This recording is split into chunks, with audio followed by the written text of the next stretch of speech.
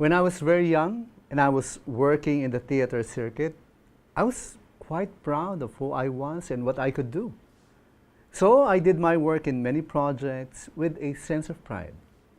I did work for some of the biggest theater groups in the country, and I would often be admired for the work that I do. I had no doubt that I was good. And then I worked in one particular theater group that prided itself in being the best in the country. And when I was there, I started making mistakes, very big mistakes, very public mistakes. And in a very short period of time, I became a marked man. One day, I was called by the big boss of that company, and I was told, right to my face, that I didn't belong there. And I was not going to amount to anything if I continued working there. I resigned from that company a broken man. I was full of self-doubt. And for many months after that, I wanted to hide. And I didn't want to find work in that industry anymore. I no longer believed in myself. Wala na akong tiwala sa aking sarili. We all have a fear of rejection. The fear that says, I'm afraid I won't be enough. You feel like you're an imposter, a big fake, and you don't belong. It's really, really bad feeling. This fear keeps us from living life to the fullest because we're afraid to truly live at all. We hold back from pursuing our dreams and goals because we've come to believe in our hearts that who we are and the gifts that we have, our creativity, our dreams, our strengths, they are not valuable.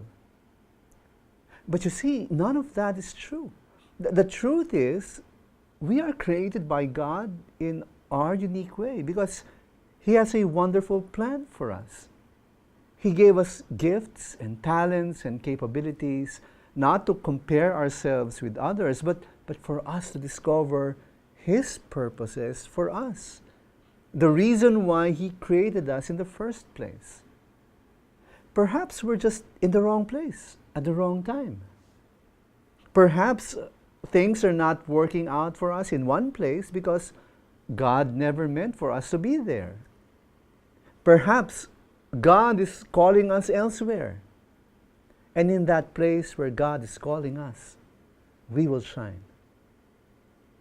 When we struggle with self-doubt and we allow insecurity to take over, we're robbing the world of something beautiful that we are meant to contribute in the world.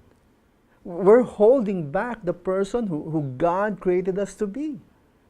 We're denying the world the real person that God wants us, needs us to be. And the truth is, we can do everything that God desires us to do when we submit everything to Him.